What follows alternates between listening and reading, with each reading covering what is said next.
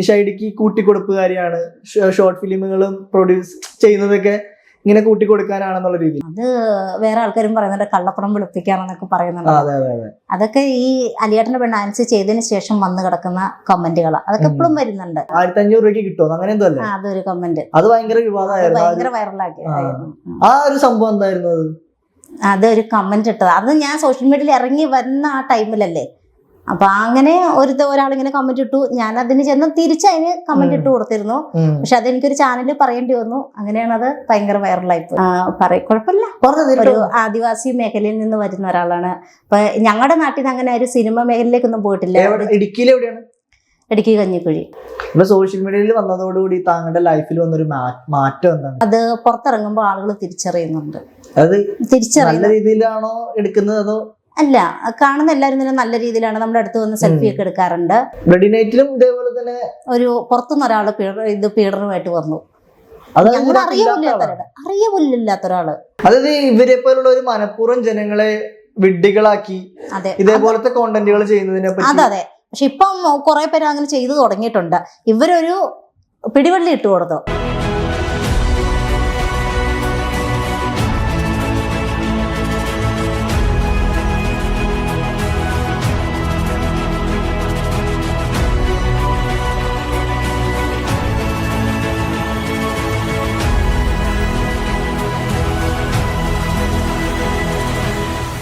നമസ്കാരം.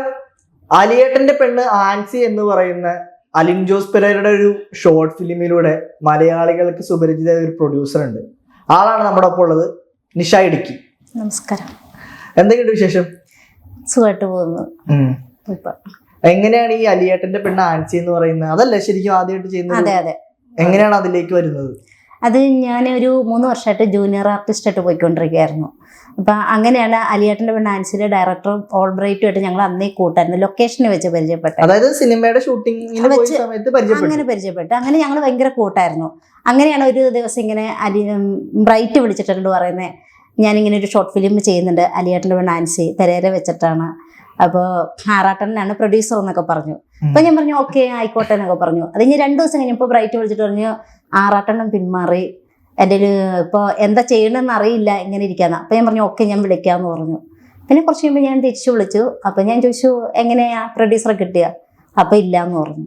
അപ്പം ഞാൻ പറഞ്ഞു ഞാൻ നോക്കാം, എൻ്റെ കുറച്ച് പൈസ ഉണ്ട്, ഞാൻ ചെയ്യാമെന്ന് പറഞ്ഞു. അങ്ങനെയാണ് അതിലേക്ക് വരുന്നത്. അങ്ങനെയാണ് അബി റിയനും അലിൻ ജോസിനൊക്കെ ഞങ്ങൾ ലൊക്കേഷൻ വെച്ച് RDHന്റെ ലൊക്കേഷനിൽ വെച്ചൊക്കെ അറിയാം.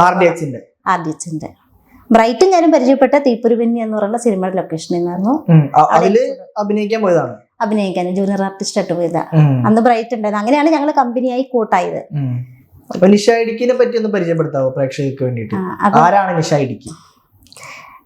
നിഷ ഇടുക്കി എന്ന് പറയുമ്പോൾ ഇടുക്കി ജില്ലയിലെ ഒരു കുഴപ്പമില്ല, ഒരു ആദിവാസി മേഖലയിൽ നിന്ന് വരുന്ന ഒരാളാണ്. അപ്പൊ ഞങ്ങളുടെ നാട്ടിൽ നിന്ന് അങ്ങനെ ഒരു സിനിമ മേഖലയിലേക്കൊന്നും പോയിട്ടില്ല. ഇടുക്കി കഞ്ഞിക്കുഴി. എന്റെ സ്വന്തം വീട് ഉടുമ്പന്നൂരാട്ടോ. ഉടുമ്പന്നൂർ പഞ്ചായത്തിലെ മലയര ഹിന്ദു, അതായത് ആ ഒരു കാസ്റ്റിൽപ്പെട്ടാണ് ഞാൻ. അപ്പോൾ അത് ഒരു ആദിവാസി മേഖലയാണ്. അപ്പൊ അവിടുന്ന് ആദ്യമായിട്ട് വരുന്നൊരു വ്യക്തി ഞാനാണ് സിനിമയിലേക്ക് വരുന്നത്. ഇപ്പം കുറെ ആൾക്കാരുണ്ട് കേട്ടോ. അപ്പൊ അങ്ങനെ വന്നതാണ്. അങ്ങനെയാണ് ഞാൻ ഈ സിനിമ ഫീൽഡിലേക്ക് എത്തുന്നത്. അതായത് ഇപ്പൊ ചെറുപ്പം മുതലേ സിനിമയിൽ അഭിനയിക്കണം എന്നൊരു ആഗ്രഹം കൊണ്ടാണോ അവിടെ? അല്ലല്ല, പിടിയെന്ന് കിട്ടിയത് ഒരു. അതെങ്ങനെ?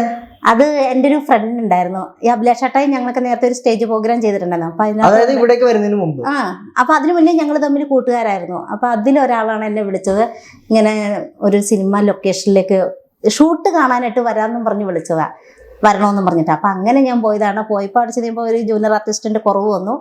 ഒരു ഡാൻസ് കളിക്കുന്ന ഒരു സീനാണ്. അപ്പൊ എന്നെ അവിടെ കയറ്റി നിർത്തി.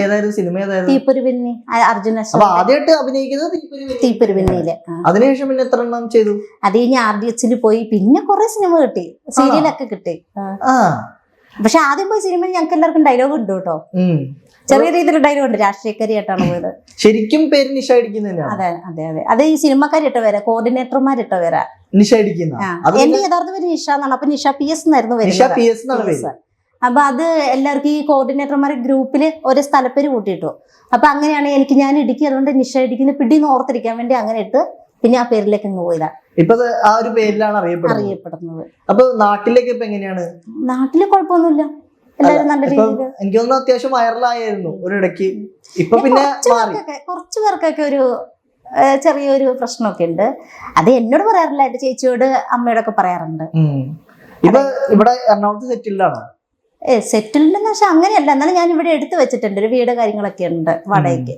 അപ്പൊ നാട്ടില് എങ്ങനെ പോയിരുന്നു? നാട്ടില് ചിലപ്പോ 2 മാസം കൂടുമ്പോ പോകും, ചിലപ്പോ 2 ആഴ്ച കൂടുമ്പോ, അങ്ങനെയൊക്കെ. എന്താണ് ശരിക്കും നിഷ ഇടുക്കിയുടെ ഒരു വരുമാന മാർഗം എങ്ങനെയാണ്? വരുമാന മാർഗം എന്ന് വെച്ച് കഴിഞ്ഞാൽ ഞങ്ങൾക്ക് ഉപ്പു എന്ന് പറയുന്ന സ്ഥലത്ത് കുറച്ചൊരു 4 ഏക്കറോളം കൃഷിയുണ്ട്. അത് അന്വേഷിച്ച് അറിയാവുന്നതാട്ടോ. അവിടെ ആദിവാസി മേഖലയാണ്, അവിടെ ഉണ്ട്. നമുക്ക് കുറച്ച് പ്രോപ്പർട്ടി കൂടുതലുണ്ട്. അപ്പൊ അവിടെ കുരുമുളക്, റബ്ബർ ഒക്കെ ഉണ്ട്, ഇപ്പോഴും ഉണ്ട്. അതൊക്കെ വരുമാനം നമ്മൾ തന്നെയായിട്ട്. അതായത് കൃഷിയുണ്ട് പ്രധാന വരുമാന മാർഗം അല്ലേ? അതെ. താങ്കളുടെ ജീവിതത്തിൽ ഒരു വഴിത്തിരിവായി മാറിയത് എങ്ങനെയാണ്, അല്ലെങ്കിൽ ഇതുവരെ എത്തിയ ഒരു? അത് ഫിലിം വർക്ക് തന്നെയാണ്. പ്രൊഡ്യൂസർ ആയിട്ടാണോ അതോ ആക്ടർ ആയിട്ടാണോ? അല്ല, പ്രൊഡ്യൂസർ ആയിട്ട് വന്നപ്പോഴാണ് ഇച്ചിരൂടെ വഴിത്തിരിവായി എന്നെ ആളുകൾ അറിയാൻ തുടങ്ങിയത്. അതിനു മുന്നേറ്റ് കുറച്ച് കോർഡിനേറ്റർമാർക്ക്, കുറച്ച് ആ ഗ്രൂപ്പിലുള്ള കുറെ ആളുകൾക്ക് അറിയാവുന്നുള്ളൂ. അതിനൊക്കെ ഒരു നിമിത്തമായത് നമ്മുടെ ഈ അലിൻ ജോസ് പെരേരയും അവരൊക്കെ തന്നെ. ഇപ്പൊ അവരൊക്കെ ആയിട്ടുള്ള ഒരു ബന്ധം എങ്ങനെയാണ്? ഞങ്ങൾ വിളിക്കാറുണ്ട്, സംസാരിക്കാറൊക്കെ ഉണ്ട്. ആരും പിണക്കൊന്നുമില്ല കേട്ടോ. പിന്നെ അവരുടെ കാര്യങ്ങളായിട്ട് പോകുന്നു, ഞങ്ങൾ ഞങ്ങളുടെ കാര്യങ്ങളായിട്ട്, എല്ലാവരും ഓരോ വഴിയിലൂടെ. ഇപ്പൊ എല്ലാരും തിരക്കായി അല്ലെ? എല്ലാവരുടേതായ ഒരു കാര്യത്തിൽ തിരക്കായി. ഇനിയിപ്പോ ഇവരെ വെച്ചിട്ട് ഒരു വർക്കൊക്കെ എന്തെങ്കിലും ഉണ്ടാവോ? ഉടനെ ഇല്ല, ഒരു 3-4 മാസത്തിനുള്ളിലേ നോക്കുന്നുള്ളൂ. ഇപ്പൊ ഒരു ആൽബം ഷൂട്ട് കഴിഞ്ഞിട്ട് ഇരിക്കുകയാണ്, അത് റിലീസ് ചെയ്യാൻ ചെയ്തിട്ടില്ല. അത് ഒരു ഡേറ്റ് ഇടണമെന്ന് വിചാരിച്ചിരിക്കുന്നു. ഇപ്പൊ തുടർന്ന് എങ്ങനെ പ്രൊഡ്യൂസർ എന്ന നിലയിൽ മുന്നോട്ട് പോകാനാണോ ഒരു ആക്ടർ എന്ന നിലയിൽ മുന്നോട്ട് പോകാനാണോ? എനിക്കിപ്പോ ഷോർട്ട് ഫിലിം ഇങ്ങനെ പിടിച്ച് അതൊരു വരുമാനത്തിലേക്ക് കൊണ്ടുപോയി എത്തിച്ചു ഞാൻ. അപ്പൊ അതുകൊണ്ട് എന്തെങ്കിലുമൊക്കെ ഇങ്ങനെ പിടിച്ചോണ്ടിരിക്കും, ഷോർട്ട് ഫിലിം, ആൽബം, മ്യൂസിക്, അങ്ങനെയൊക്കെ. അതായത് പ്രൊഡ്യൂസ് ചെയ്യാൻ, അല്ലാതെ അഭിനയമല്ല, ഞാൻ തന്നെ പ്രൊഡ്യൂസ് ചെയ്യുന്നത്. അല്ലാതെ കഥ എഴുതുക, ഡയറക്ട് ചെയ്യുക, അങ്ങനെ എന്തെങ്കിലും? അതിനുള്ള കഴിവൊന്നുമില്ല, കഥ എഴുതാനുള്ള കഴിവൊന്നുമില്ല എന്ന് എനിക്ക് തോന്നുന്നു. ഞാൻ ശ്രമിച്ചിട്ടില്ല. അല്ലാതെ ഇനിയിപ്പോ സിനിമയില് ചെയ്യണം എന്നൊക്കെ ആഗ്രഹമുണ്ടോ? സിനിമയില് ലാസ്റ്റ് ഞങ്ങൾ പോയത് ചോലവിസ്കി. അതിനുശേഷം ഓർമ്മ എന്നെ വിളിച്ചിരുന്നു, ചെറിയൊരു ഡയലോഗുള്ള സീനായിരുന്നു. പക്ഷെ അന്ന് എനിക്ക് പോകാൻ പറ്റിയില്ല. പിന്നെ വിളിക്കും, ഇപ്പോഴും എല്ലാവരുമായിട്ട് കോണ്ടാക്ട് ഉണ്ട്. അതായത് ഇപ്പൊ എന്തെങ്കിലുമൊക്കെ വേഷങ്ങൾ ചെയ്തിട്ടുണ്ട് ഈ അടുത്ത് എപ്പോഴെങ്കിലും ഒക്കെ? അടുത്ത് ചെയ്ത ഏറ്റവും അവസാനം ചെയ്ത ചോലവിസ്കി. അതിനുശേഷം വിളിച്ചു പോകാൻ പറ്റിയില്ല. ഇനിയിപ്പോ ആൽബം ഇറങ്ങാനുണ്ട് അല്ലേ? ഇറങ്ങാനുണ്ട്. ഇപ്പൊ താങ്കളുടെ ജീവിതത്തില് ഒരു സ്ത്രീ എന്ന നിലയിൽ താങ്കളെ ഏറ്റവും സ്വാധീനിച്ചൊരു വ്യക്തി ആരാണ്? അങ്ങനെയൊക്കെ ചോദിച്ചു കഴിഞ്ഞാൽ എല്ലാരും ഒരു റോൾ മോഡൽ ആരാണ്? അങ്ങനെ അതായത് താങ്കളുടെ ലൈഫിൽ ഇൻസ്പയർ ചെയ്തൊരു വ്യക്തി അങ്ങനെ ആരെങ്കിലും ഉണ്ടോ? എനിക്ക് ഉർവശി ചേച്ചിയുടെ അഭിനയം കാണുമ്പോൾ ഭയങ്കര ഇഷ്ടമായിരുന്നു. അത് ഞാൻ എപ്പോഴും ശ്രദ്ധിക്കണം. അവരുടെയൊക്കെ അഭിനയമാണ് ഞാൻ ഏറ്റവും കൂടുതൽ ശ്രദ്ധിക്കുന്നത്. ഉർവശി ചേച്ചി, നമ്മുടെ ശോഭന ചേച്ചി, മഞ്ജു വാര്യർ, അവരൊക്കെ അഭിനയിക്കുന്നെല്ലാം ഞാനിങ്ങനെ ശ്രദ്ധിക്കാറുണ്ട്. താങ്കളുടെ ഡെയിലി ലൈഫ് എങ്ങനെയാണ്? അതായത് കരിയറായിട്ട് ബന്ധപ്പെട്ട് എങ്ങനെയാണ് ഒരു ദിവസം തള്ളി നീക്കുന്നത്? ഒരു ദിവസം ഇങ്ങനെ എന്തെങ്കിലുമൊക്കെ ഇപ്പോഴത്തെ രീതിയിൽ ഫോൺ എടുക്കുക, കളിക്കുക, വീട്ടുകാരെ വിളിക്കുക, എവിടെയൊക്കെ കറങ്ങാൻ പോവുക, അങ്ങനെയൊക്കെ തന്നെ. കറങ്ങാൻ ഭയങ്കര ഇഷ്ടമാണ്. കറങ്ങി നടക്കാൻ ഭയങ്കര ഇഷ്ടം. അല്ല, ചിലപ്പോ ഒറ്റയ്ക്ക് ഞാൻ പോകാറുണ്ട്. സിനിമ കാണാനൊക്കെ ഒറ്റയ്ക്കാ പോകുന്നത്, തിയേറ്ററിലൊക്കെ. സോഷ്യൽ മീഡിയയിൽ വന്നതോടുകൂടി താങ്കളുടെ ലൈഫിൽ വന്നൊരു മാറ്റം എന്താണ്, ചേഞ്ച്? അത് പുറത്തിറങ്ങുമ്പോൾ ആളുകൾ തിരിച്ചറിയുന്നുണ്ട്. അത് നല്ല രീതിയിലാണോ എടുക്കുന്നത് അതോ? അല്ല, കാണുന്ന എല്ലാവരും തന്നെ നല്ല രീതിയിലാണ്. നമ്മുടെ അടുത്ത് വന്ന് സെൽഫി ഒക്കെ എടുക്കാറുണ്ട്, പിന്നെ ചോദിക്കാറുണ്ട്, സോഷ്യൽ മീഡിയ കാണുന്ന നിശ്ചയല്ലേ എന്നൊക്കെ ചോദിച്ച് വർത്താനൊക്കെ പറയാറുണ്ട്, പരിചയപ്പെടാറുണ്ട്. നമ്മൾ അറിയില്ലാത്ത ആളുകൾ പുറത്ത് വേറെ ജില്ലക്കാരൊക്കെ വന്ന് പരിചയപ്പെടുന്നുണ്ട് എവിടെയൊക്കെ വെച്ച് കാണുമ്പോൾ. പൊതുവെ നിങ്ങളുടെ കൂടെയുള്ള ഈ പറയുന്ന സന്തോഷ് വർക്കി അല്ലെങ്കിൽ അലിൻ ജോസ് പെരേര, അഭിലാഷ് ആട്ടെ എന്നൊക്കെ പറഞ്ഞാൽ അവരുടെ വീഡിയോസിന് ഏറ്റവും കൂടുതൽ വരുന്ന കമന്റുകൾ എന്ന് പറഞ്ഞു കഴിഞ്ഞാൽ മോശം കമന്റുകളാണ്. താങ്കളുടെ വീഡിയോസ് അല്ലെങ്കിൽ താങ്കൾ ഇടുന്ന ഫോട്ടോസും വീഡിയോസും കാര്യങ്ങളിലൊക്കെ എങ്ങനെയാണ്? തെറിവിളിച്ചിട്ട് കുറവാ, എന്നാലും ഉണ്ട്. പക്ഷെ ഞാനെന്ന് പറയുമ്പോ എന്നെ തെറി വിളിക്കുന്നവരെ ഞാൻ ഫാൻസ് ആക്കിക്കൊണ്ടിരിക്കുക. എന്നെ ആരെന്ത് തെറി വിളിച്ചു കഴിഞ്ഞാൽ എൻ്റെ അച്ഛനൊക്കെ വിളിക്കുന്നുണ്ട്, പക്ഷെ ഞാൻ ചെന്ന് ലൈക്ക് ഇടും. എല്ലാം അത് ഞാൻ കണ്ടോന്ന് അറിയാനായിട്ട്.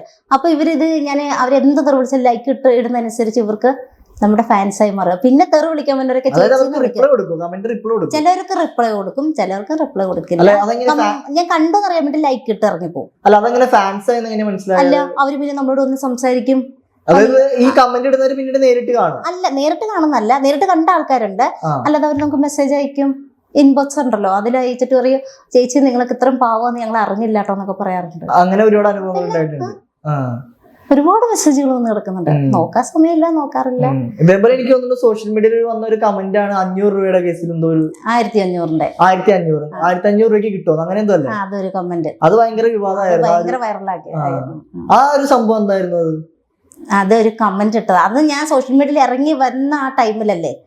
അപ്പൊ അങ്ങനെ ഒരാളിങ്ങനെ കമന്റ് ഇട്ടു. ഞാൻ അതിന് ചെന്ന് തിരിച്ചതിന് കമന്റ് ഇട്ട് കൊടുത്തിരുന്നു.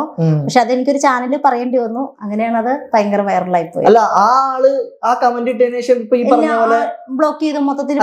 ഈ പറയുന്ന ആള് ഫാനായ ഫ്രണ്ടായ അങ്ങനെ ഇല്ല, അതിനെ കുറിച്ച് വിവരമില്ല. കാരണം ഞാനത് പ്രതികരിച്ചു എന്ന് അറിഞ്ഞപ്പോ തന്നെ പിന്നെ പുള്ളിയുടെ അക്കൗണ്ട് കിട്ടത്തില്ല. ഞങ്ങൾ എല്ലാവരും മാറി മാറി നോക്കുന്നുണ്ടായിരുന്നു.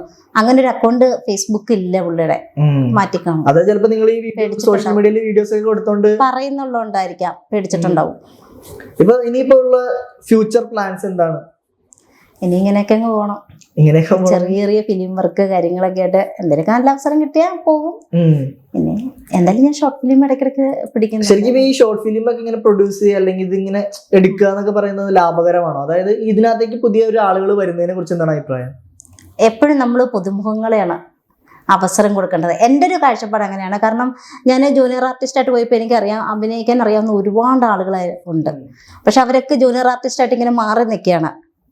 അപ്പോൾ അങ്ങനെയുള്ള ഒരുപാട് ആളുകൾ വരുന്നുണ്ട്. അപ്പം എൻ്റെ അടുത്തെന്ന് പറഞ്ഞു കഴിഞ്ഞാൽ ഇപ്പോൾ ശ്രദ്ധിച്ച് കഴിഞ്ഞാൽ അറിയാം, ഈ പ്രാവശ്യം ഞങ്ങൾ ആൽബം ചെയ്തപ്പോൾ ഒരു പരിചയം ഇല്ലാത്ത ആദ്യമായിട്ട് ക്യാമറയുടെ മുന്നിൽ വന്ന ഒരു പയ്യൻസിനായിരുന്നു നമ്മൾ അവസരം കൊടുത്തത്. ആൽബം സോങ് അത് ഉടനെ തന്നെ റിലീസ് ചെയ്യുമ്പോൾ കാണാം. അപ്പൊ അതിന്റെ വർക്ക് കാര്യങ്ങളൊക്കെ ആരായിരുന്നു, എങ്ങനെയായിരുന്നു? അത് ഓൾബ്രൈറ്റ് തന്നെയാണ് സംവിധാനം ചെയ്തിരിക്കുന്നത്, ഞാനാണ് പ്രൊഡ്യൂസ് ചെയ്തിരിക്കുന്നത്. അപ്പൊ അതിനകത്തൊരു പുതുമുഖമായിരുന്നു, ആദ്യമായിട്ട് ക്യാമറയുടെ മുന്നിൽ ആള് വരുന്നത്. അപ്പൊ എങ്ങനെയാണ് ആളുകളെ സെലക്ട് ചെയ്യുന്നത്? എങ്ങനെയാണ് അത്? ഞാൻ ഡയറക്ടർക്ക് വിട്ടുകൊടുത്തേക്കുക. ഞാനൊന്നും ചെയ്യാറില്ല, എല്ലാം ഡയറക്ടർക്കാ പൂർണ്ണ സ്വാതന്ത്ര്യം കൊടുത്ത്.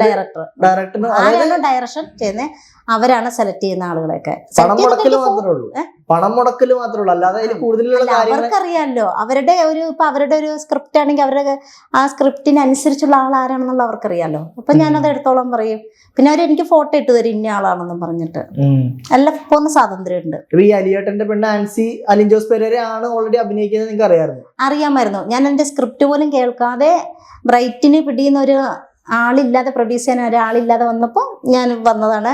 അന്ന് ഒരു രാത്രി കൊണ്ടാണ് ബ്രൈറ്റ് കഥ മാറ്റി എഴുതി. ഞാനത് കേട്ടിട്ടൊന്നുമില്ല കേട്ടോ. ഞാൻ ആ ലൊക്കേഷനിൽ വന്നപ്പോഴാണ് എടുത്ത് വായിച്ചു നോക്കുന്നത്. എത്ര രൂപ ചെലവായ ഒരു ഷോർട്ട് ഫിലിമിന് മൊത്തത്തിൽ? അത് മൊത്തം ഒരു 24 ഏകദേശം അത്രയൊക്കെ. നിങ്ങൾക്ക് ലാഭകരമാണോ അതോ? അത് വെച്ച് നോക്കുകയാണെങ്കിൽ അലിയേട്ടന്റെ പെണ്ണെന്ന് പറഞ്ഞാൽ നോക്കുകയാണെങ്കിൽ നല്ല ബഡ്ജറ്റ്, അത് മൂല്യമുണ്ട് അതിന്. ആ ഒറ്റ ഇതുകൊണ്ട്, അതുകൊണ്ട് എനിക്കത് ലാഭം എന്ന് തന്നെ പറയാൻ പറ്റുള്ളൂ. അതായത് ആ ഒരു പണമല്ല, ആ ഒറ്റ വർക്ക് കൊണ്ട് നമുക്ക് ഒരുപാട് ലാഭങ്ങൾ കിട്ടി. അതായത് ആളുകൾ തിരിച്ചറിഞ്ഞതാണോ അതോ? തിരിച്ചറിഞ്ഞ മാത്രല്ല, കാരണം എന്റെ ചാനല് റീച്ചായി ആ ഒറ്റ ഷോർട്ട് ഫിലിം കൊണ്ട്.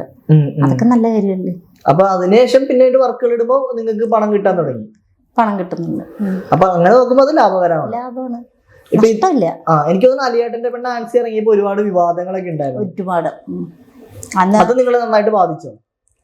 ഞാൻ ഫൈറ്റ് ചെയ്തിരുന്നു. കാരണം എനിക്ക് അതിനകത്തൊരു ഇത് വന്ന്, ഞാൻ കൂട്ടിക്കൊടുപ്പുകാരി അന്ന് വരെ കമന്റുകളാണ് വരുന്നുണ്ടിരുന്നേ.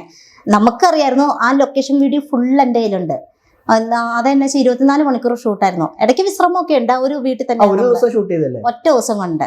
അപ്പൊ മൊത്തം ലൊക്കേഷൻ വീഡിയോ ഞാൻ ഉണ്ടായിരുന്നു. ഞാൻ രാവിലെ മുതൽ പാക്കപ്പ് വരെ ഉണ്ടായിരുന്നു. എല്ലാരും വിട്ടതിന് ശേഷം ഞാനും പോകുന്നത്. കുറച്ചുപേരെ ഞാനാണ് എന്റെ കാറിലാണ് കൊണ്ടുപോയി വൈറ്റിലെ ഭാഗത്തൊക്കെ ഇറക്കുന്ന, സ്റ്റോപ്പിലേക്ക് ഇറക്കി വിടുന്നത്. അപ്പൊ ആ വിവാദങ്ങളിലൊന്നും സത്യമില്ല എന്നാണ് പറയുന്നത്? സത്യമില്ല. അതെല്ലാം കരുതി കൂട്ടി പ്ലാൻ ചെയ്ത് അവര് തമ്മിൽ ചെറിയൊരു എന്തോ ഒരു ഇതുണ്ടായിരുന്നു. അതൊരു ഫ്രണ്ട്ഷിപ്പ് ഉണ്ടായിരുന്നു. പക്ഷെ റീച്ചിന് വേണ്ടിയെന്ന് ഞാൻ പറയില്ല, അവര് തമ്മിലുള്ള ഒരു ഇഷ്യൂ ആണത്. ഇപ്പൊ അവര് അതിനകത്ത് അഭിനയിച്ച നായികനും നായികയും, ഞാൻ അവരുടെ പേര് പറയുന്നില്ല. എനിക്ക് തോന്നുന്നു ആ ഒരു ഇഷ്യൂ കാരണം നിങ്ങളുടെ ലൈഫിനെയും നല്ലപോലെ ബാധിച്ചില്ലായിരുന്നു. പുറത്തിറങ്ങുമ്പോഴും പിന്നെ എന്റെ വീട്ടുകാരൊക്കെ ചോദിച്ചായിരുന്നു, നീ കൂട്ടുപ്രതിയാവുമോന്ന്, അങ്ങനെയൊക്കെ ചോദിച്ചിട്ടുണ്ടായിരുന്നു. ഇനിയിപ്പോ അതൊന്നും കുഴപ്പമില്ല, എങ്ങനെയൊക്കെയോ കട്ടടങ്ങി കുഴപ്പമില്ല. പിന്നെ എനിക്കറിയായിരുന്നു സത്യം എന്താണെന്നുള്ളത്. കാരണം എന്താ വെച്ചാൽ നമ്മളിതെല്ലാം കൺമുന്നിൽ കാണുന്നത്. അപ്പൊ അതിനകത്തൊരു ഇതില്ല. പ്രതികരിച്ചിരുന്നു അതിനെ പറ്റിയിട്ട്? ഞാൻ പ്രതികരിച്ചിട്ടുണ്ടല്ലോ. ഞങ്ങൾ ഒരുപാട് വീഡിയോ ചെയ്തിട്ടുണ്ടായിരുന്നു.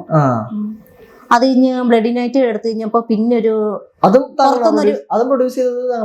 അല്ല, ഞാൻ എടുത്തെന്നേ മാത്രമേ ഉള്ളൂ. വിതരണം നടത്തി.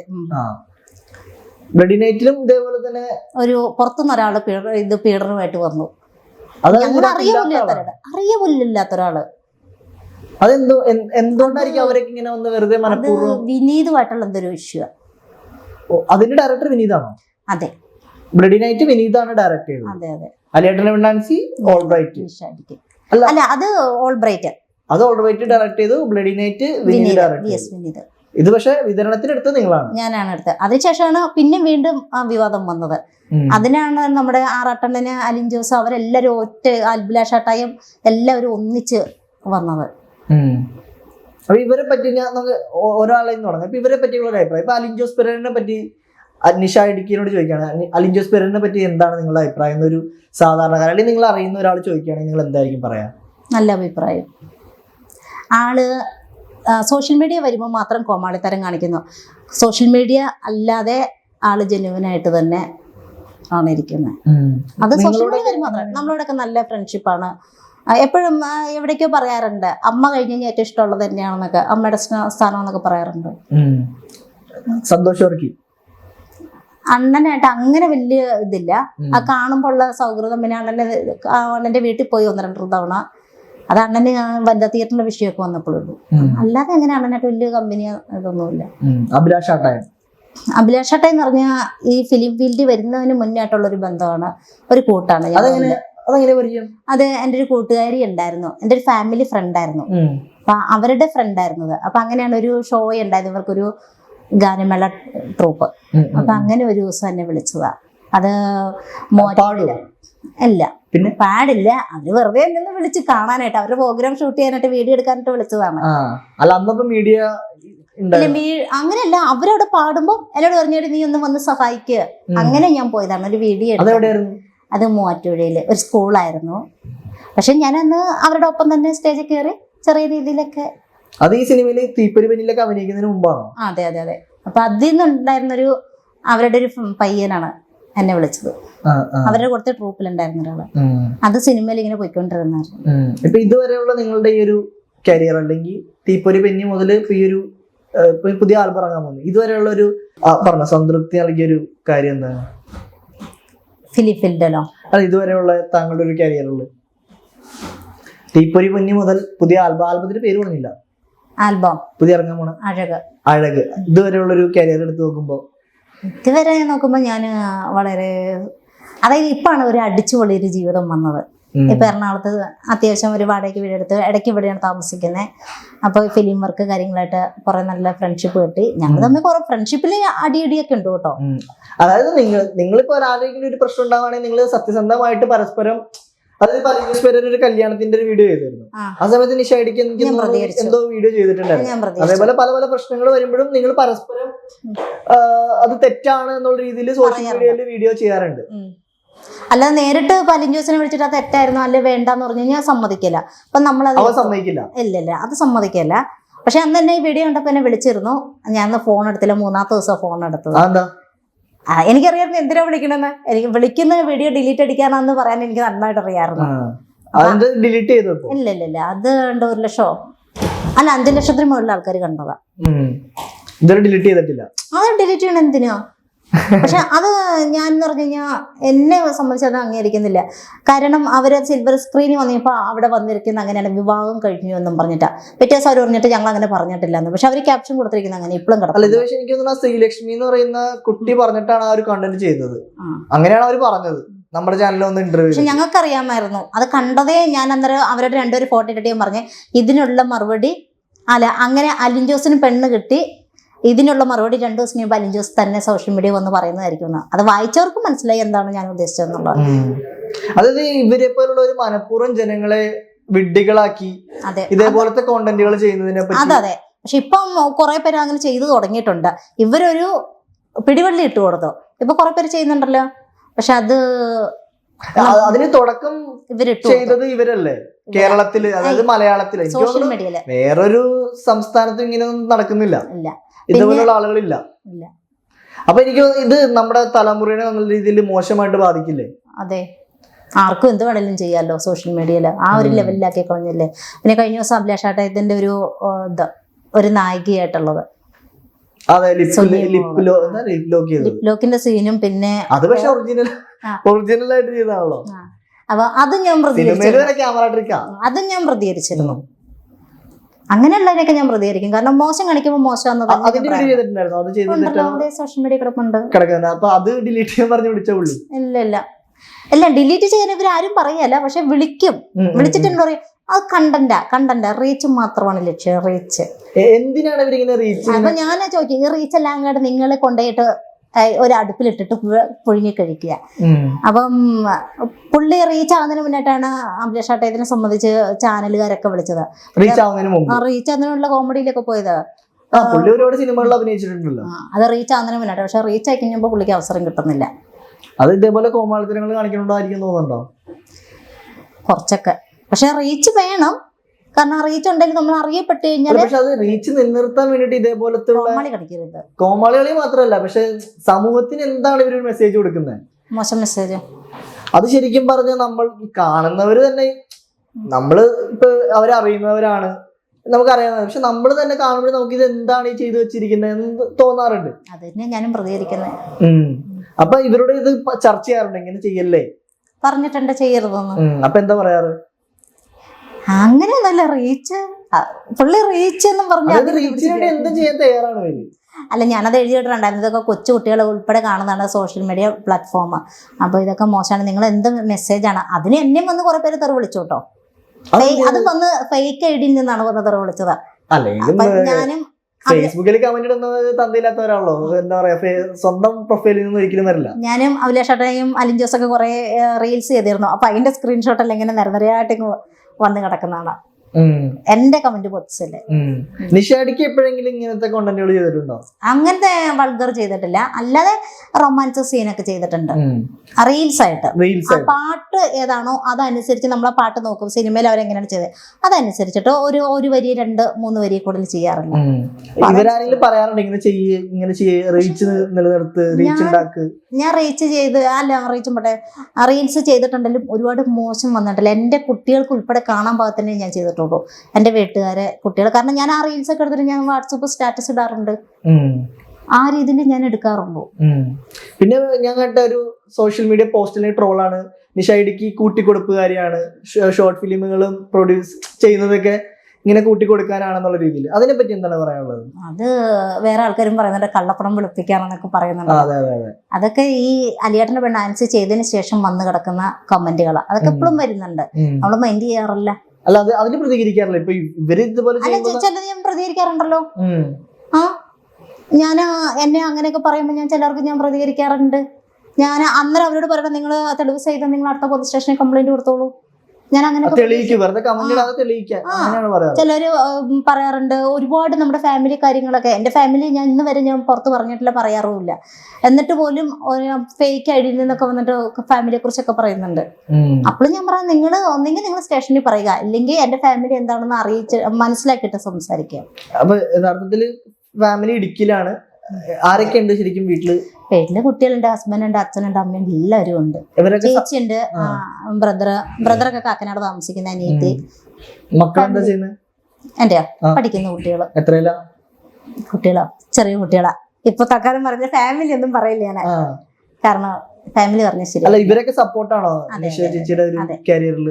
അതെ, കാരണം കുട്ടികളെന്ന് പറയുമ്പോഴത്തേക്ക് എന്റെ ചേച്ചിയുടെ കുട്ടികള്, എന്റെ കുട്ടികള്, ആങ്ങളുടെ കുട്ടികള് ഏകദേശം എല്ലാവരും ഒരേ ഏജ് കാര്യങ്ങളൊക്കെ ആയിട്ട്.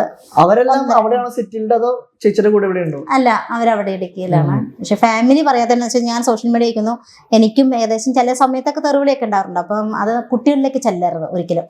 അതുകൊണ്ട് കുട്ടികളെ ഞാൻ ആർക്കും പരിചയപ്പെടുത്താൻ തയ്യാറാണ്. അത് നല്ലൊരു കാര്യം. കാരണം അവരെന്നും ഹൈഡ് ആയിട്ടിരിക്കട്ടെ. നമ്മള് സോഷ്യൽ മീഡിയയില് നിൽക്കുമ്പോൾ ചിലപ്പോൾ നമ്മള് കാരണം വേറൊരാളെ ബാധിക്കരുത്. അതിന്റെ ഇടയ്ക്ക് എന്റെ വീട്ടിലെ കല്യാണം നടന്നു, മരണം നടന്നു, ഇതൊന്നും ഞാൻ ഇടാറില്ല.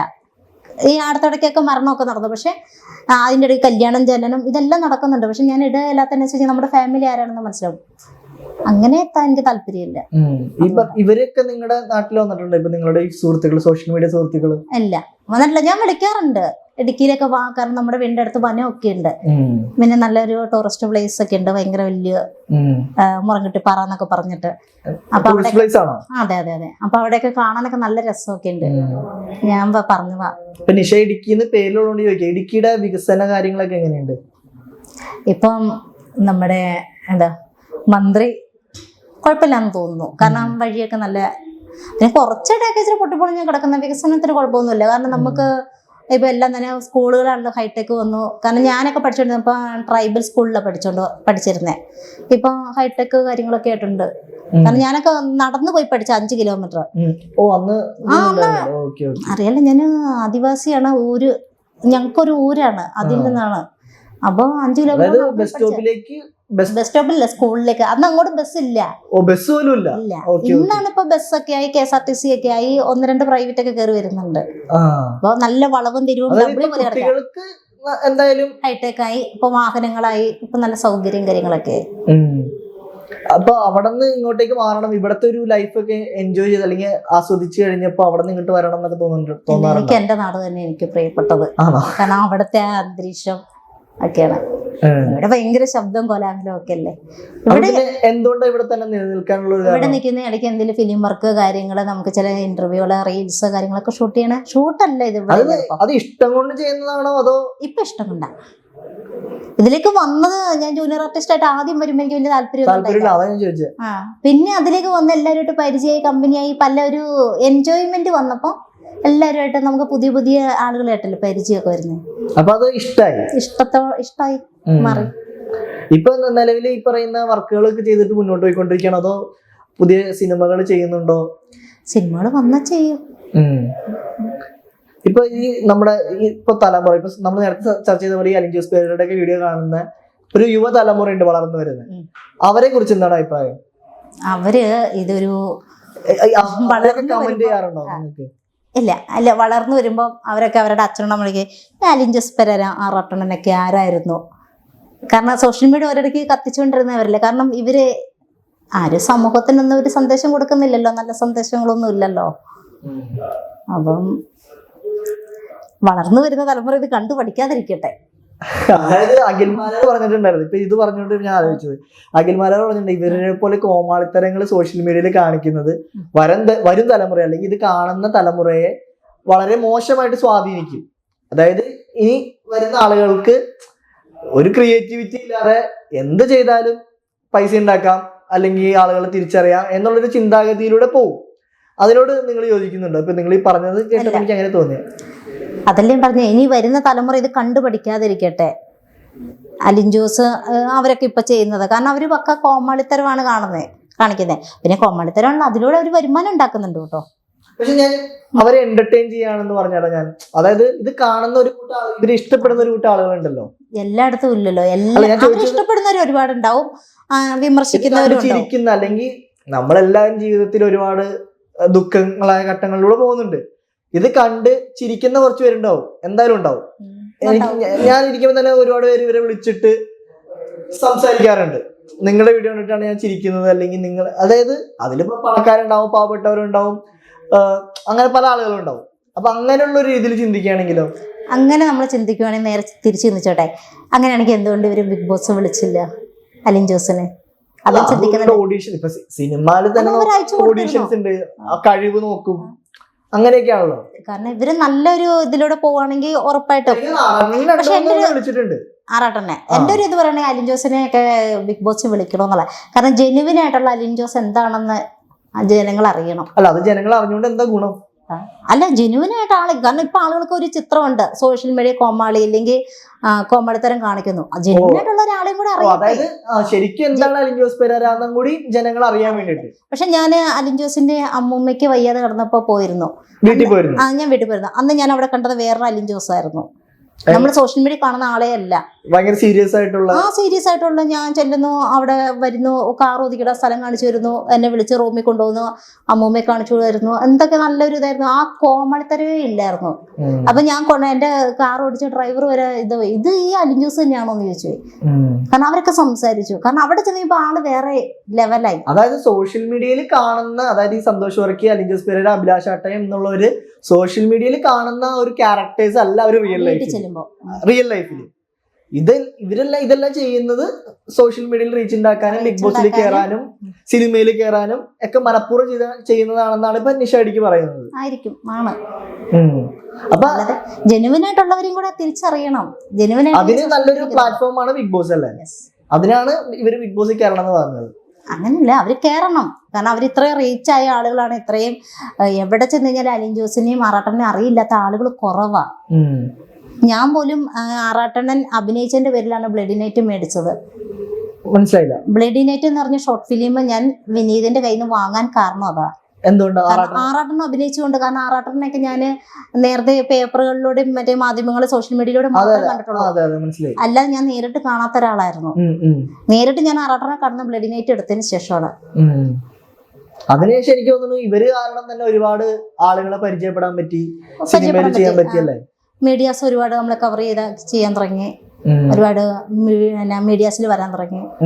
അതിനൊക്കെ കുറച്ച് സിനിമ റിവ്യൂകൾ കാര്യങ്ങളൊക്കെ ചെയ്തിട്ടുണ്ട്. പിന്നീട് എന്താണ് അത് നിർത്തിയത്? അത് ഞങ്ങളും എല്ലാരും ഒരു കോംബോ ആയിട്ട് പോകുന്നില്ലല്ലോ, പലരും പലയിടത്തല്ലേ. ഇപ്പൊ സിനിമ കാണാറില്ലേ? ഉണ്ട്. ഞാൻ ഒന്നെങ്കിൽ ലുലുമാളി പോവും, അല്ലെങ്കിൽ ഈ കഴിഞ്ഞ ദിവസം ഞാൻ മറ്റേ സുമതി വളവ് കണ്ടത് മാതായിൽ പോയിട്ടാ. മാതാ തിയേറ്റർ. അതായത് ഇപ്പൊ നിങ്ങൾ ആരും വനിതയിലേക്ക് വരാറില്ല? ഇല്ല, ഞാൻ ഇടയ്ക്ക് പോകാറുണ്ട്. പക്ഷേ അവരാരും വരാറില്ല. അവർക്ക് വിലക്കായതുകൊണ്ട് വരാറില്ല. അതിനെ പറ്റി എന്താണ് അഭിപ്രായം? അവർക്ക് വിലക്കുണ്ടെന്ന് അവരാ പറയുന്നത്, നമുക്കറിയില്ല. അങ്ങനെ വിലക്കുന്നതിനെ കുറിച്ച് എന്താണ് അഭിപ്രായം? അതായത് ഇന്ന സ്ഥലത്തേക്ക് വരാൻ പാടില്ല, തിയേറ്റർ അല്ലേ, അങ്ങനെ വിലക്കോ പൊതുജനങ്ങൾക്ക്? അല്ല, അതാ ഞാൻ ചോദിച്ചാണ്. വിലക്ക് ഏർപ്പെടുത്താം, അതായത് പ്രൈവറ്റ് പ്രോപ്പർട്ടി ഒക്കെ ആണെന്നുണ്ടെങ്കിൽ വിലക്ക് ഏർപ്പെടുത്താം. അതിനാ ഞാൻ പറഞ്ഞത്, സിനിമ തിയേറ്റർ അല്ലേ, അങ്ങനെ വിലക്ക് ഏർപ്പെടുത്തുന്നത് മോശമാണ്. പിന്നെ അവരോട് പറഞ്ഞു കഴിഞ്ഞാൽ മനസ്സിലാവും. കാരണം അവിടെ ഡാൻസ് ചെയ്യാന്ന് പറഞ്ഞതിന് ശേഷം ചെയ്തിട്ടില്ല. കാരണം അലിൻ ജോസ് ആണെങ്കിലും ചില കാര്യങ്ങൾ പറഞ്ഞു കഴിഞ്ഞാൽ പക്ക അതുപോലെ വാക്ക് വലിക്കുന്ന ഒരാളാ. ചെയ്യില്ല എന്ന്, ഡാൻസ് ചെയ്യില്ല എന്ന് പറഞ്ഞിട്ട് ചെയ്തിട്ടില്ല. പിന്നെ പക്ഷെ ഇവര് തിയേറ്ററിൽ വന്ന് സിനിമ കാണുന്നത് തടയുന്നത് ശരിയാണെന്ന് തോന്നുന്നുണ്ടോ? അതിപ്പോ തിയേറ്റർ ആണെങ്കിൽ ശരിയല്ല. അത് അവരുടെ അവകാശമല്ലേ സിനിമ കാണുക, ഏത് തിയേറ്റർ പോവുക എന്നുള്ളത്. അത് അവരുടെ അവകാശമല്ലേ. ഞാൻ പോകാറുണ്ട് വനിതയില്. റിവ്യൂ ചെയ്യാറുണ്ടോ? റിവ്യൂ എടുക്കാറുണ്ടോ? ഇല്ല, ഞാൻ ചില സമയങ്ങളിലൊക്കെ, ഇന്നിപ്പോ ചിലപ്പോ ഞാൻ നൈറ്റ് സിനിമ കാണാൻ പോകുന്നുണ്ട്. അപ്പൊ ഞാൻ അങ്ങനെയുള്ള സമയങ്ങളിലൊക്കെ പോകുന്നത്. ചിലപ്പോ നൈറ്റ് 10 മണിത്തെ ഷോ ആയിരിക്കും, ചിലപ്പം ഉച്ച കഴിഞ്ഞിട്ടുള്ള ഷോ ആയിരിക്കും. ലാസ്റ്റ് ആയിട്ട് കണ്ടത് സുമതി വളവാണ്. സുമതി വളവ്. രജനീകാന്തിന്റെ കൂലി ഇറങ്ങിയിട്ടാണ്, കണ്ടില്ല? അല്ല, കാണണം. ഇന്ന് നോക്കാൻ ഓർത്തിരിക്കുക. നല്ല റിവ്യൂ കാര്യങ്ങളൊക്കെ കേട്ടു, പോയി കാണണം. സുമതി വളവ് എങ്ങനെയുണ്ടായിരുന്നു? സുമതി വളവ് ഞാൻ പണ്ടത്തെ നമ്മുടെ മേഘസന്ദേശം, ആകാശഗംഗയൊക്കെ, ഞാനൊരു സിനിമ റിവ്യൂ കേട്ട് കഴിഞ്ഞപ്പോൾ എനിക്കത് കാണാൻ വലിയ താല്പര്യമില്ല. ഇതിപ്പോ ഞാൻ കൂലി എന്ന് പറഞ്ഞ് കാണണ്ട എന്ന് വിചാരിച്ചിരിക്കുന്നു. കാരണം ഞാൻ ഓൾറെഡി റിവ്യൂ കേട്ട് കഴിഞ്ഞു. അപ്പൊ എല്ലാവരോടും പറഞ്ഞു നമുക്ക് പോവാന്നൊക്കെ പറഞ്ഞ്. അതുകൊണ്ട് ചിലപ്പോ ഇന്ന് നോക്കും, ചിലപ്പോ പോവായിരിക്കും. സുമതി വളവ് ഞാൻ പണ്ടത്തെ നമ്മുടെ ആകാശഗംഗ, മേഘസന്ദേശമൊക്കെ വിചാരിച്ചിട്ട് ആ ഒരു ലെവലിലേക്കാണ്. പക്ഷെ അവിടെ ചെന്നപ്പോ പേര് മാത്രമേ ഉള്ളൂ. സുമതി വളവ് എന്നുള്ള പേര് മാത്രമേ ഉള്ളൂ. നമ്മൾ പ്രതീക്ഷിച്ചിരുന്ന സുമതി രണ്ടാം ഭാഗം വരുന്നുണ്ട്. എനിക്ക് തോന്നുന്നു സുമതി വളവിന്റെ കഥ മാത്രം എടുത്തിട്ട് 2ാം ഭാഗം വരുന്നുണ്ട്. ശരിക്കും പറഞ്ഞ ആ സിനിമയില് സുമതി വളവ് എന്നുള്ള പേര് മറ്റൊരു വലിയ അപ്പേട്ടന്റെ പ്രണയം അങ്ങനെ വല്ലതൊക്കെ ആക്കണമായിരുന്നു. നമ്മുടെ പ്രൊഡ്യൂസർ ഡയറക്ടർ ഒന്നും കാണണ്ട. അല്ല, ഞാനൊരു എനിക്ക് എന്റേതായ ഒരു ഇത് പറയാലോ. ശരിയാണ്, ശരിയാണ്. സുമതി വളവിന്റെ ഒരു നമ്മൾ പ്രതീക്ഷിച്ച ഒരു സാധനം നമുക്കത് വന്നില്ല. കറക്റ്റ്, നമ്മള് പൈസ കൊടുത്തല്ലേ കണ്ട. അപ്പൊ നമുക്ക് ഇഷ്ടപ്പെട്ടില്ല എന്ന് പറയാം. ഞാൻ പ്രതീക്ഷിച്ച പണ്ടത്തെ ഒരു രീതി, നമ്മൾ ആ കാഞ്ചന സിനിമ കണ്ടിട്ടുണ്ടോ? പിന്നെ അരമന 2 ആ ഒരു ലെവലിലേക്ക് സുമതി വളവ് എന്ന് പറയുമ്പോൾ നമ്മൾ കുറെ അതിനെ കുറിച്ചുള്ള വീഡിയോസ് കാര്യങ്ങളൊക്കെ കേട്ടിട്ടുണ്ട്. ഇതിനെ കുറിച്ച് കുറെയൊക്കെ ഉണ്ടാവും എന്നൊക്കെ വിചാരിച്ചു. കുറച്ച് എന്തൊക്കെ പേടിപ്പീര് മാത്രമേ ഉള്ളൂ, വഴി തെറ്റിച്ചു വിടുന്ന അതല്ലേ ഉള്ളൂ. അതുകൊണ്ട് ഞാൻ യക്ഷിക്ക് സിനിമ അങ്ങനെയുള്ള ഗോസ്റ്റ് മൂവി കാണാൻ പോകുമ്പോൾ എനിക്കത് ഗോസ്റ്റ് മൂവി തന്നെയായിട്ട്. ഞാനും റൈറ്റും കൂടെ 4DX പോയി സിനിമ കണ്ടിട്ടുണ്ട്, ഇംഗ്ലീഷ് പടമൊക്കെ. 4DX ലുലുമാളിലെ കയറി കണ്ടിട്ടുണ്ട്. അതൊക്കെയാണ് നമ്മൾ നല്ല ത്രില്ലിംഗ് ആയിട്ട് പോയി കണ്ടു. അത് അതുപോലെ നമുക്ക് കിട്ടുകയും ചെയ്തു. നിങ്ങളിപ്പോ ഒരു സിനിമ പ്രേമിയായി മാറിയോ? എന്റെ പടം പണ്ടേ കാണാൻ ഇഷ്ടമാ. കുഞ്ഞുനാളിലെ പോലെ പടം കാണുന്നുണ്ട്. അവിടെ തിയേറ്റർ ഉണ്ടല്ലോ. അവിടെ ഞങ്ങളുടെ ആദ്യത്തെ തിയേറ്റർ മറ്റേ ഉടുമ്പന്നൂരായിരുന്നു. അതിപ്പോ പൊളിച്ചു കളഞ്ഞു. അതിനുശേഷം ചെറുപ്പത്തില് 5 കിലോമീറ്റർ നടന്നു സ്കൂളിൽ പോവാൻ. അല്ല, ആ സമയത്ത് നമ്മൾ സിനിമ കാണണമെന്നൊക്കെ ചോദിക്കുമ്പോൾ എല്ലാവരും ഒരു ജീപ്പ് വിളിക്കും. അവിടെ അയലക്കം കരക്കണ്ടേ, ഞങ്ങൾ എല്ലാവരും ഒത്തൊരുമയാ. അപ്പൊ അയൽവാസികളൊക്കെ കൂടിയിട്ട് ജീപ്പ് വിളിച്ചിട്ട് ഞാൻ കുഞ്ഞായിരുന്നപ്പോ പോയിട്ടുണ്ട് അങ്ങനെ കാണാനൊക്കെ. ഓ, അത് കൊള്ളാം. ഇപ്പൊ അവിടെ നിങ്ങളുടെ അവിടെ ഇപ്പൊ നല്ല രീതിയിലുള്ള വികസനങ്ങൾ, റോഡ് വന്നു, എല്ലാരും വീട്ടില് TV ഉണ്ട്, എല്ലാരും വീട്ടില് വാഹനങ്ങളായി. ഇപ്പൊ പേര് മാത്രമേ ഉള്ളൂ കേട്ടോ, എന്ത് ആദിവാസി എന്നുള്ള. എല്ലാരും നല്ല പോപ്പുലറായി, സാമ്പത്തികമായിട്ടും എല്ലാരും നല്ല ഉയർച്ചയിലായി. നല്ല കാര്യമാണ് അതല്ലേ. നമ്മുടെ സർക്കാർ ഒരുപാട് കാര്യങ്ങൾ ചെയ്യുന്നുണ്ട്. ഇനിയിപ്പോ എന്താണ് ഭാവി പരിപാടികൾ? അവരോട് ഇങ്ങനെയൊക്കെ അടുത്ത എന്തെങ്കിലും 5 വർഷത്തിനുള്ളിൽ എന്തായിരിക്കും നിഷ ഇടുക്കി എന്ന് പറയുന്ന ഒരു വ്യക്തിയുടെ ഒരു കരിയർ അതിനെ ഗ്രാഫ്? കുറിച്ച് ചിന്തിച്ചിട്ടില്ല. ചിന്തിച്ചിട്ടില്ല. ചിലപ്പോ ഞാൻ ഇതെല്ലാം നിർത്തി ചിലപ്പോ വീട്ടിൽ ഒതുങ്ങി പോകാനും സാധ്യതയുണ്ട്. അതൊന്നും മടുത്തോ? അല്ല, മടുത്തില്ല. നമുക്ക് മുൻകൂട്ടി നമുക്കൊന്ന് നാളെ ഞാൻ എന്താവും എനിക്ക് പറയാൻ പറ്റില്ല. ഫ്യൂച്ചറിനെ പറ്റി ചിന്തിക്കാറില്ല? ഇല്ല, ഞാൻ അങ്ങനല്ലേ. ഒരു ദിവസം നമ്മൾ കടന്നു പോകുമ്പോ നാളെ എന്തായിരിക്കണം അങ്ങനെ ഞാൻ ചിന്തിച്ചിട്ടില്ല. കാരണം ഞാൻ ഇപ്പൊ വീട്ടിൽ ചെന്ന് എത്തുമെന്ന് പോലുമുള്ള ആ ഒരു മൈൻഡ് നടക്കുന്ന ഒരാളാണ്. കാരണം എന്താ വെച്ചാൽ പ്രസന്റിൽ ജീവിച്ചോണ്ടിരിക്കുകയാണ്. നമ്മൾ നമുക്ക് ഇന്നൊരു ദിവസം കിട്ടി, അപ്പൊ ഇന്ന് എന്ത് ചെയ്യാൻ പറ്റും, അതാണ് ഞാൻ ചിന്തിക്കുന്നത്. നാളത്തെ കാര്യം നാളെയല്ലേ, അത് അതിൻ്റെതായ രീതിക്ക് നടന്നോളൂ. നിഷ ഇടുക്കി ഒരു പ്രൊഡ്യൂസറാണ്. ഇപ്പൊ വേറൊരു ടീം അല്ലെങ്കിൽ വേറൊരു ആളുകൾക്ക് താങ്കളുടെ അടുത്ത് കഥ പറയാൻ വന്നു കഴിഞ്ഞാൽ താങ്കൾ അത് പ്രൊഡ്യൂസ് ചെയ്യും? എങ്ങനെയാത്? ഞാൻ കഥ കേട്ടിട്ടുണ്ട്. ചില ഇത് വരുമ്പോഴത്തേക്ക് നമുക്കത് ഇഷ്ടപ്പെടാതൊക്കെ വരും, ബഡ്ജറ്റ് ഓവറായിട്ടൊക്കെ വരും, അങ്ങനെയൊക്കെ മറിപ്പോയിട്ടൊക്കെ. നല്ല വർക്കാണ് അല്ലെങ്കിൽ നല്ലൊരു സബ്ജക്റ്റ് ആണ് എന്നൊക്കെ ഉണ്ടെങ്കിൽ താങ്കൾ എടുക്കുമോ? ചെയ്യുമല്ലോ, എടുക്കും. ഒരുപാട് ഓവർ ബഡ്ജറ്റ് ചെയ്യില്ല. ഞാനൊരു ബഡ്ജറ്റ് എൻ്റെ കണക്ക് കൂട്ടി വെച്ചിട്ടുണ്ട്. അതിന് മുകളിലേക്കാണെങ്കിൽ ഞാൻ പിടിക്കത്തില്ല, അതിന്റെ താഴെയാണെങ്കിൽ നോക്കും. ആൾക്കാർ എനിക്ക് മെസ്സേജ് അയക്കുന്നുണ്ട്. പിന്നെ ചിലർ ഓൾ ബ്രൈറ്റിനോട് ചോദിക്കാറുണ്ട്. പിന്നെ മറ്റേ മെസ്സഞ്ചർ വഴിയൊക്കെ ചോദിക്കാറൊക്കെ ഉണ്ട്. ഇത്ര നേരം ഇരുന്ന് നമ്മളോട് ഒരുപാട് കാര്യങ്ങൾ ചർച്ച ചെയ്തു. Thank you so much. Thank you. Okay.